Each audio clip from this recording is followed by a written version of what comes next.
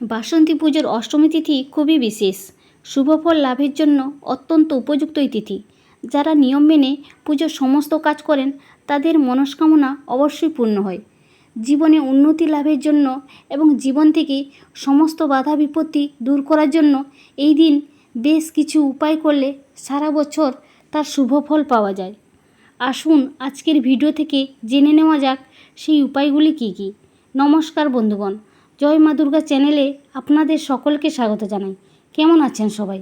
আশা করি আপনারা সবাই ঈশ্বরের কৃপায় ভালো আছেন। এই বছর বাসন্তী পুজোর অষ্টমী তিথি পড়েছে 15 এপ্রিল সোমবার বিকেল 3:51 আর 16 এপ্রিল মঙ্গলবার বিকেল 4:28 পর্যন্ত থাকবে এই অষ্টমী তিথি। এই অষ্টমী তিথির দিন যদি কেউ দেবী বাসন্তীর সামনে লাল রঙের চেলি কাপড়ে একটি 1 টাকার কয়েন ও বাতাসা রেখে অর্পণ করেন তাহলে সেই ব্যক্তির সমস্ত মনস্কামনা পূর্ণ হয়। অষ্টমী তিথিতে কুমারী পুজোর পর 9 জন কন্যাকে অর্থাৎ 10 বছর বয়সের মধ্যে মেয়েদেরকে কিছু খাওয়ানোর পর লাল রঙের জিনিস যদি উপহার দেওয়া হয় তাহলে সারা বছর আপনার উপর মা দুর্গার আশীর্বাদ থাকবে। অষ্টমী তিথিতে কোনো সধবা স্ত্রীকে লাল রঙের শাড়ি ও শৃঙ্গারের জিনিস যদি উপহার হিসেবে দেওয়া হয় তাহলে ঘর ও পরিবারে সুখ সমৃদ্ধির আগমন ঘটে। এর পাশাপাশি অর্থ সংকটও দূর হয়।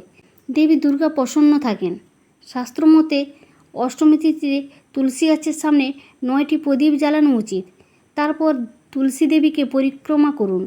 এর ফলে সমস্ত রোগ শোক কষ্ট দোষ দূর হয়। অষ্টমী তিথিতে দুর্গা মাকে 108টি লবঙ্গ দিয়ে তৈরি লবঙ্গের মালা অর্পণ করুন।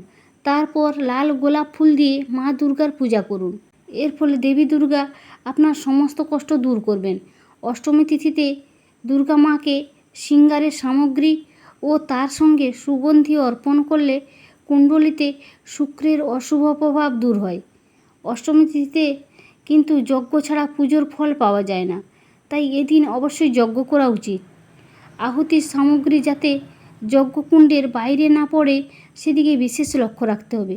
সুতরাং বন্ধুগণ, আজকের ভিডিওতে বলা উপায়গুলি করুন। যদি সমস্ত উপায় করতে না পারেন তাহলে অন্তত যেটি আপনার প্রয়োজন সেই উপায়টি শুধু করুন, তাতেই উপকৃত হবেন। আজকের মতো ভিডিওটি এখানেই শেষ করছি। ধন্যবাদ।